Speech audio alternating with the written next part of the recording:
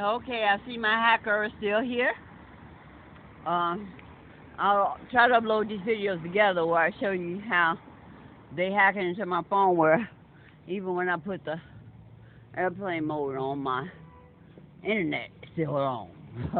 And that's supposed to be impossible with your airplane mode. Your internet should shut down. Your internet fan should shut down. But uh, as I was saying, uh, when I try to upload the videos, they turn my data off. And when I try to turn back to see is it on, when I turn to that page, it comes on by itself. So they really are some really stupid people that think I wouldn't realize that as soon as I turn on that page, they turn it on. Or when I turn the hotspot on, uh, they make it active when I get to the page, and they bypass the hotspot that I try to use, and they got their own system hooks up, like Starbucks. You know, a lot of people sit in that Starbucks with their phones and their laptops and their equipment. So I really, probably most of them, but I really can't say it. It wouldn't look out the norm for somebody to be in Starbucks with their laptops or phones or tablets. But the thing is, when I put my hotspot in, it's supposed to be on my network. But they keep overriding mine and putting the Starbucks in so everybody in Starbucks can keep hacking my system. That happens at Pilot, happens at McDonald's, and I have been taking pictures and video of the ones that get close to me, because they have to be close. They get close to me and hack me. Like when I was in that Cornerstone shelter, I took video of how they was doing it, and I could tell they was doing it because when I was getting hacked, I would watch their fingers. And as soon as I tried to do something, I see what they do. I would watch what they do, and you see their fingers moving at the same time that I just apparently stopped having service. So they were getting kind of angry. That's one reason they kicked me out of both of the shelters, because I was exposing those technicians that were quite near me. Now, the other day before I got kicked out, yesterday, like I tell you, they sitting near me with their phones and their headphones in, and their other equipment. But the other day, when the church service was over, all the men had left, and I sit way in the back where nobody sitting. And lo and behold, do you know my technicians moved all the way down there to them empty seats next to me. So I took their picture. Because as soon as I moved, they moved down there to be near me, and my phone started acting up again. So they had to get me out of there because, like I said, I keep telling them, I'm going to expose them. I'm going to put their pictures in the video up showing what they're doing. So, I'm here around Ellis House.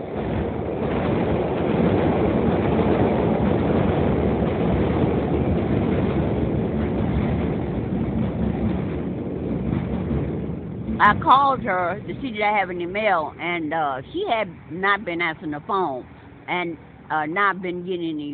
Her service was saying she couldn't take any messages. But the last time I talked to her, she said she had some mail from ComEd, which I've been trying to get for months.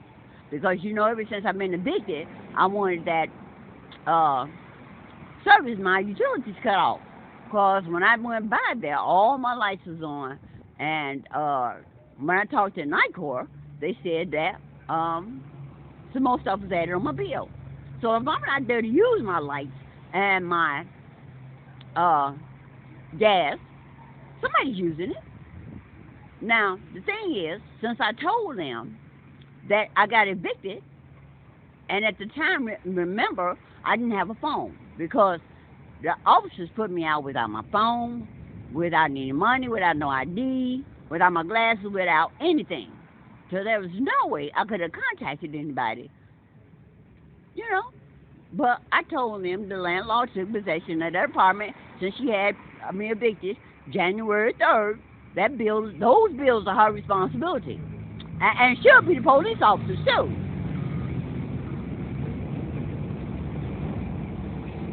Because number one, when they came and set me out of my apartment, I told them I was cooking and let me go in there and turn my gas off. And they would not. How do you put a person and won't let them go turn the gas off? But the bill should belong to Miss Nelson and and the police department. But now those trucks, these white vans that keep coming past. Now I'm gonna tell you how stupid some of them are. They try to act like they're certain company vans.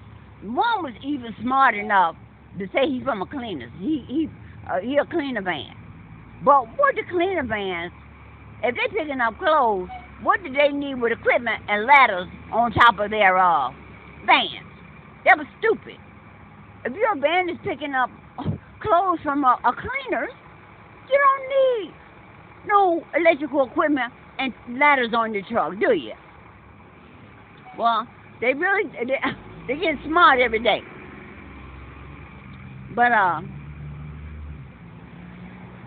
ComEd and NICOR, all my utilities companies in this satanic system, have tried to take my money too. Now, all my life, I'll be 67 in June. I have never been behind in my bills. I have never had a high bill because I always kept my bills low. And if you see this bill, it's for $514.25. And they just added on another $30 for this month.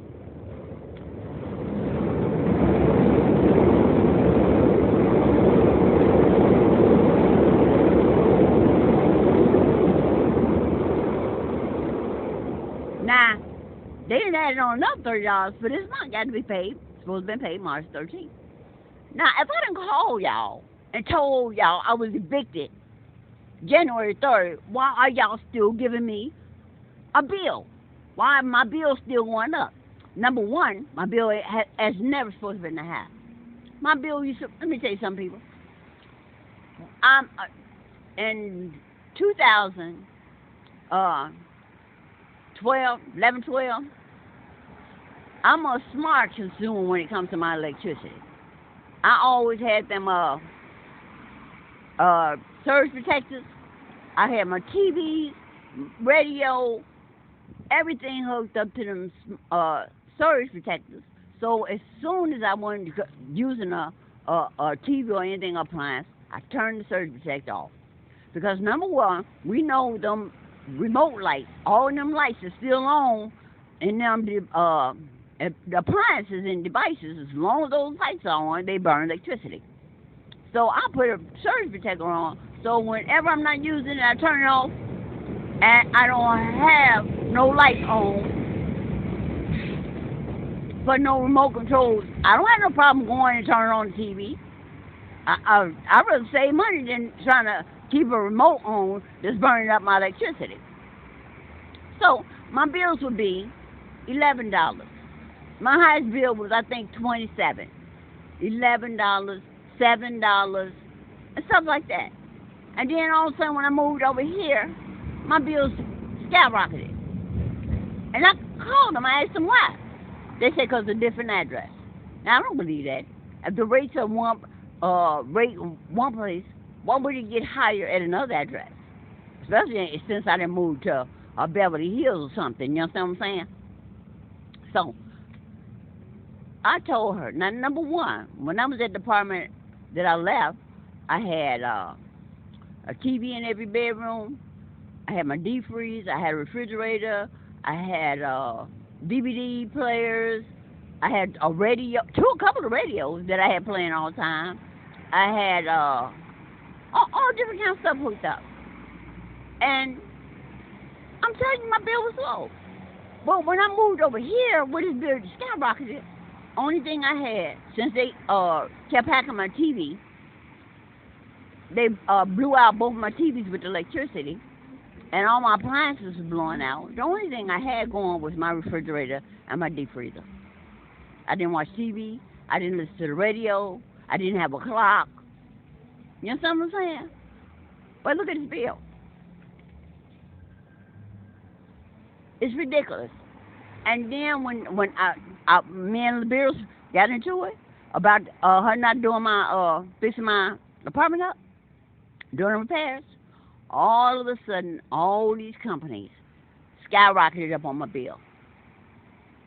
So I was trying to get assistance. So I went to that CETA where they're supposed to give you grants for your electric and lights, your gas and your lights, and they didn't want to give me the help. Number one, they wouldn't tell me where their office was. They told me the office was one place. I went there. There was no such place. I called and told them why did they do that. I went to the Village of Riverdale. They claimed they didn't know, but everybody gave me wrong addresses. So when I finally nailed the address down, they told me some boy, but at any rate,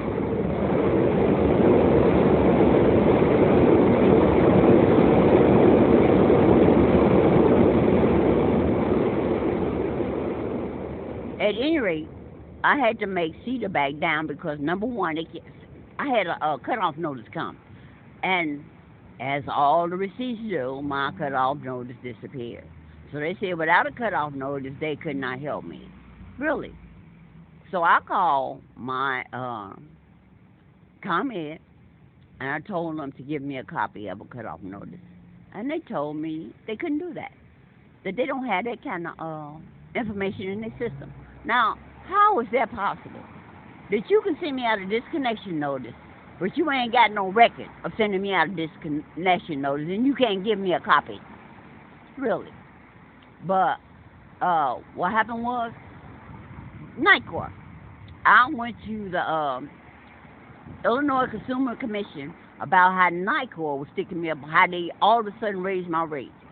And when I called Illinois Consumer Commission, they called NICOR, and both of the ladies was on the phone. And they was telling me, I told them I'm going to pay my regular bill, but I'm not going to pay that jacked up fee that y'all done tagged on there all of a sudden without giving me any notice, and can't tell me, give me a reading from a meter to tell me how I jumped up like that. They said, well, you just pay that money. You just going to pay the bill, and if we find we make a mistake, we'll give you money or credit. Excuse me. Hell no. Why would I give you my money, and then you going to say, well, we found out later that it wasn't that high, so we'll give you a credit. Really? But she said, when I told her I'm going to pay my regular balance, I'm not going to pay that extra that they tagged on there, she told me that they'll cut me my gas off.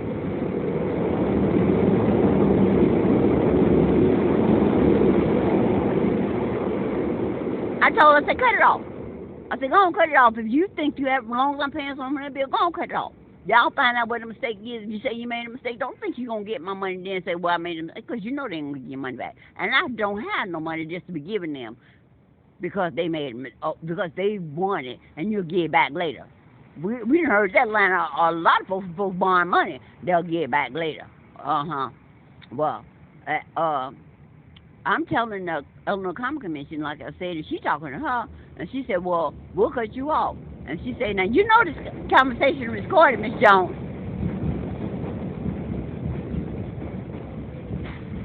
She said, you know this conversation is recorded, Miss Jones. I said, good, because I'm recording too. And then she said, whoever she was talking to, Sherry, whatever, let's hang up. We can't talk to her. She can't be recording us. But you just told me you recorded me. But now you're going to say, because I told you I'm recording, you got to hang up. And they hung up. But CETA has not paid this bill. I applied for CETA in September. And they keep stalling and telling me, and the bill wasn't this high. It was $200 something, I think, in September. That's where they raised it. But CETA told me that the only way, with a disconnection notice, that they could pay the bill is that I come over with $75. Now, if I had $75, I could have paid that on the bill. You understand what I'm saying? But I told them I never heard of a CETA program, grant program, say you got to come over $75 first to put on the bill in order for them to give you the grant. So she just said, well, they weren't gonna pay it. They disqualified me. They said I wasn't eligible for it.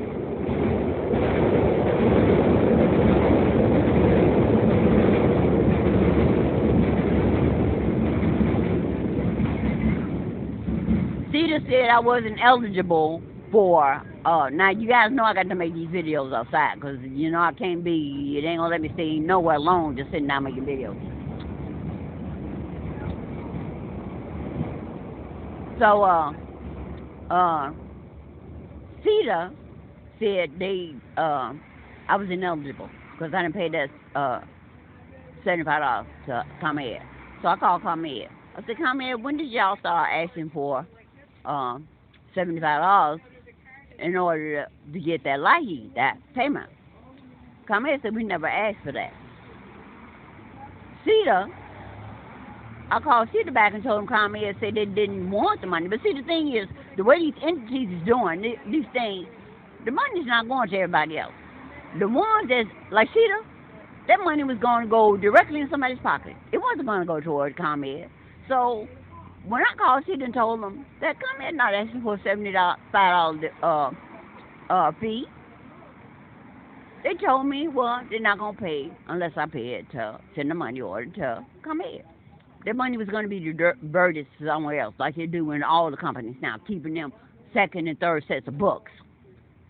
The money does not go into account because my name is not on account on with any of them companies. So I called ComEd back. I said, I'm recording this conversation. She said, well, I'm recording too. She said, I'm going to put it, it's going to be recorded. It's going to be a double recording. That we don't ask for the $75. We don't ask for that money. It's not required. CETA has not paid that bill, obviously, to this day. And it's going up and going up. And as I said, you guys know I'm not even there. And the bill is continuing to go up. Now, you can tell I'm not there because I've had it mailed to Miss Amanda's house, Ella's house. So, if you know I'm not there, and I told you,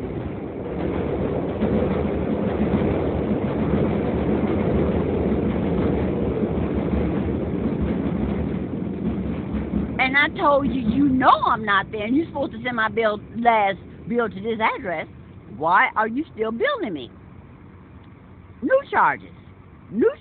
Why are you still billing me? And you know I'm not there. You know that is the landlord's bill now, but you're still billing me. Now, NICOR. CETA did pay NICOR, but you know what the problem with NICOR was? Like I told you, they kept going on my bill, up on my bill. In September, my bill was, they said $300 some. CETA paid NICOR $300 some. And then NICOR came back and said I owed it $800 and some. So I still owe them, even though CETA could have paid it all up. Because you know, with the bills, CETA could have paid the whole thing and got us away. But now, 2 weeks later, you come back and say I still owe you $500 some. So I asked them, how's that? Oh, we found some bills that you owe down the line from May. Isn't that something?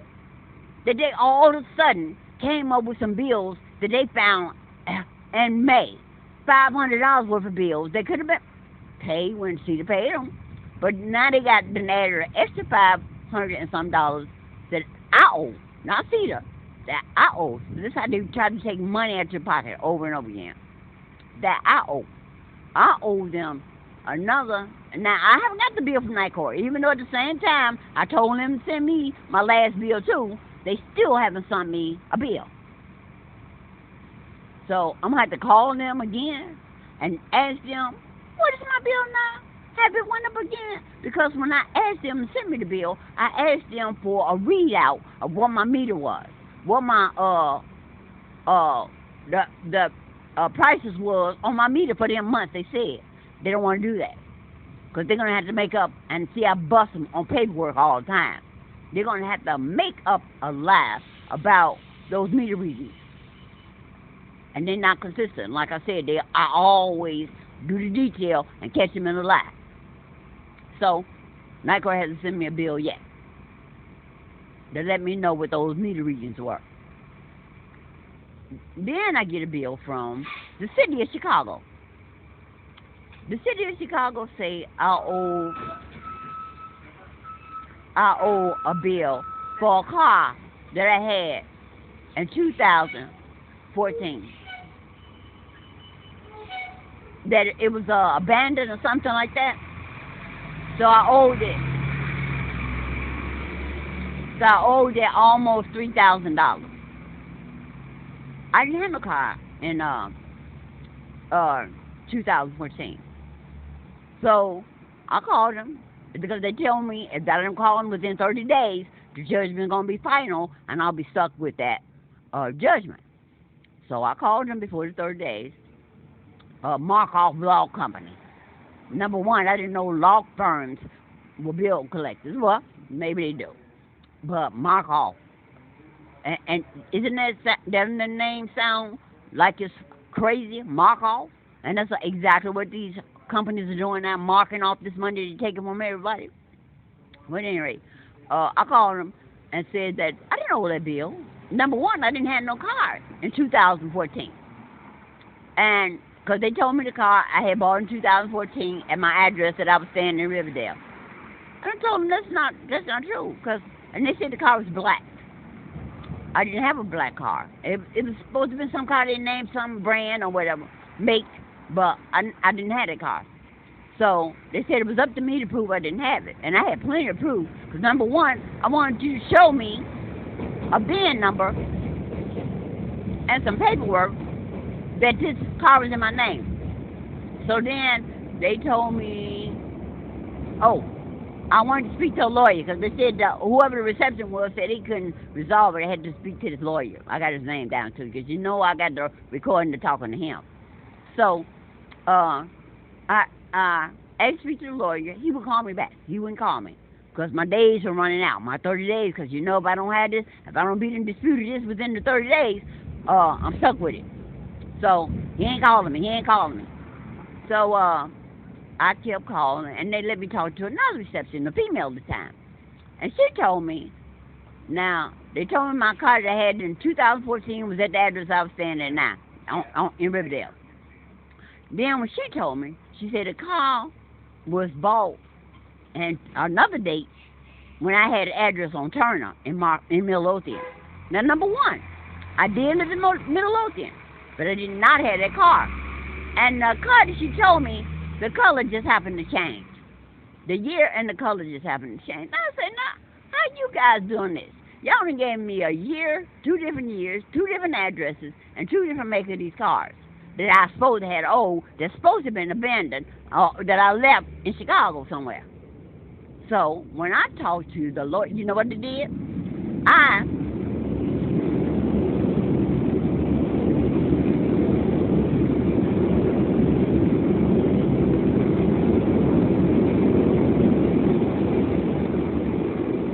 Sorry about that. Somebody told me about turning my camera. Well, she told me about turning my camera sideways. You can see it better. Well, I'm going to try to do it that way from now on. But when I finally did talk to the lawyer, and what I had to do was I had to go on the website and find out who the partners were. Since he would not, and I looked for the partners and the attorney, the management attorney. So I called all of them, because they weren't answering. I called all the partners and the managing attorney, and I left them voice messages saying, why is nobody getting back with me? This attorney, whoever, Flinty or whatever his name was, why hasn't this attorney got back with me since my time is running out and y'all going to try to seek me with this judgment? So he finally called me because I had left voice messages with all the partners. He finally called me. He gave me a different address. He said I bought the car when I lived in Burnham in 2006. Isn't it amazing how these addresses changed? Now, they gave me 3 different addresses of where I was when I bought this car. So I told him that's impossible. I say, how you guys keep giving me these different addresses? And then he tells me the judgment has already been passed. I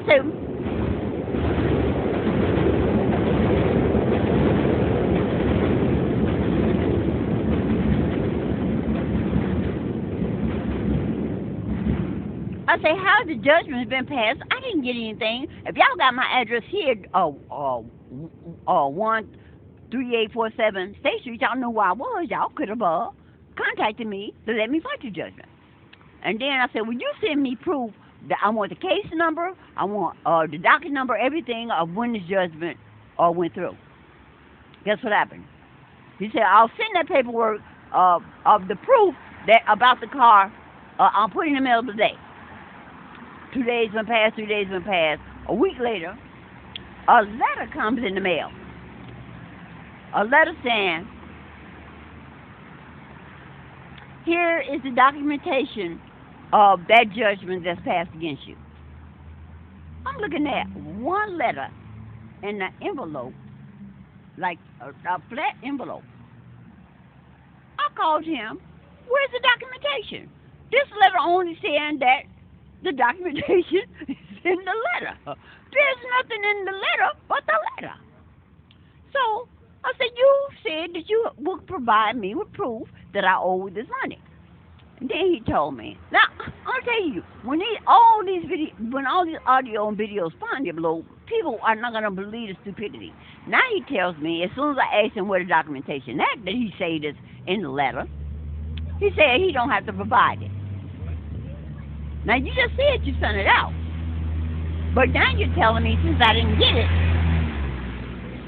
that you don't have to provide it. Really. So that was $3,000 that the city of Chicago tried to stick me with. I'm telling you people, this system is so satanic. It's so set up where they try to drain everything. You think you owe them bills? You think you lost receipts? Stuff just come up, even if you got documentation, because they don't think you should keep that. Why would I keep up?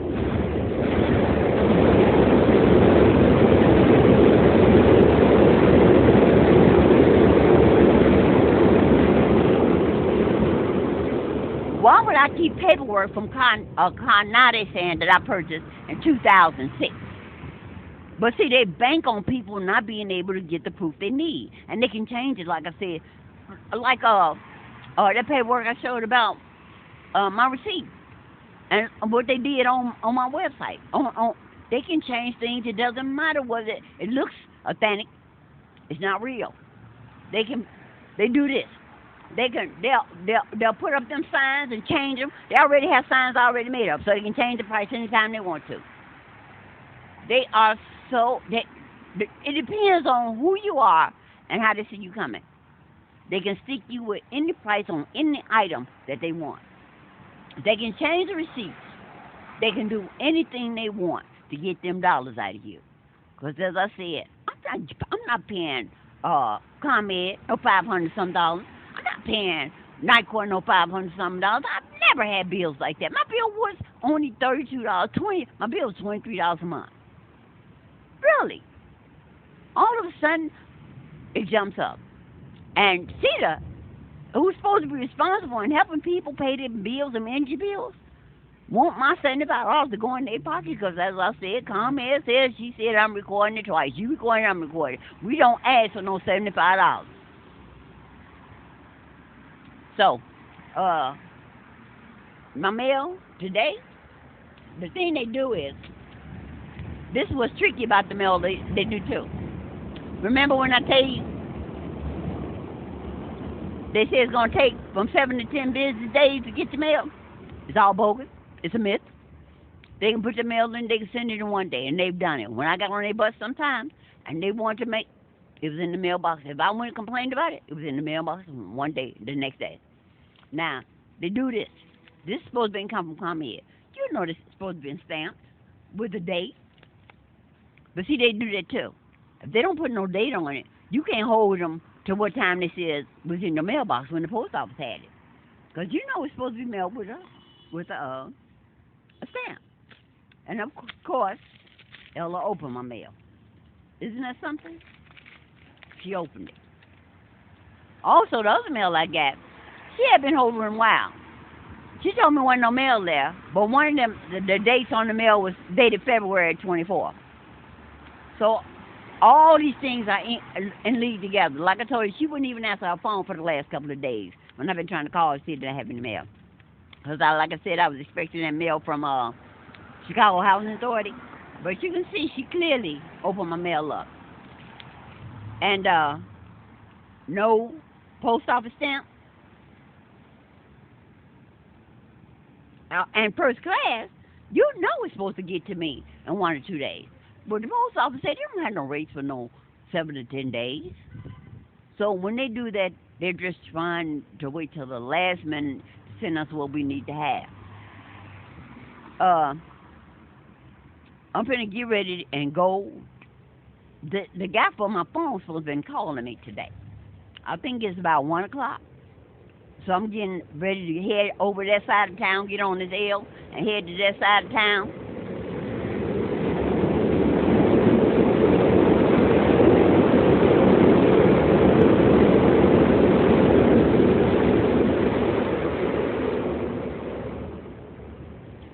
Now, I come all the way over north from the south side of Chicago because there's very few places where I can charge my phone. Starbucks right here, they have Wi-Fi and a charging, chargers around their wall. And they open at 5 o'clock in the morning. They have them things in there that be harassing me with them energy weapons. But I still need somewhere, no matter where I go, I'm going to be harassed. But everywhere I go on the south side, no, I'm telling you guys,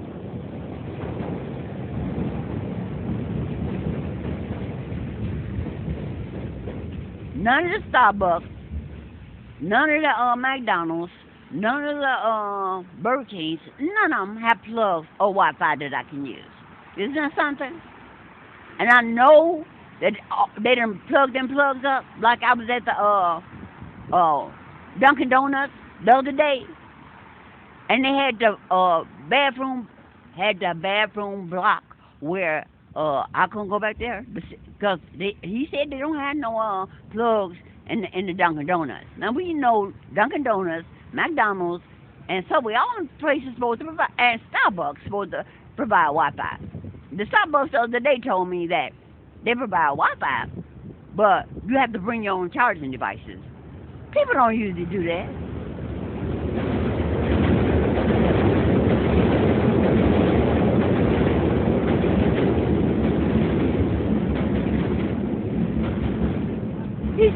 He said the students and everybody bring their own charging devices. That is kind of hard to believe that Starbucks is that big in a nice area and they don't have plugs to charge your phone. The government is working really good to hold me down, to keep me from getting anything. But the thing is, they're just showing exactly the manpower, the expenses that they have to do, the people that they have to talk to, and get them to do this. It's overwhelming. The money, resources, the people, the power for them to go from place to place to shut me down, to not let me. Where was that? Subway yesterday. Last night. See, I couldn't use the bathroom because the bathroom doesn't work. Everywhere I went yesterday didn't have a bathroom that worked.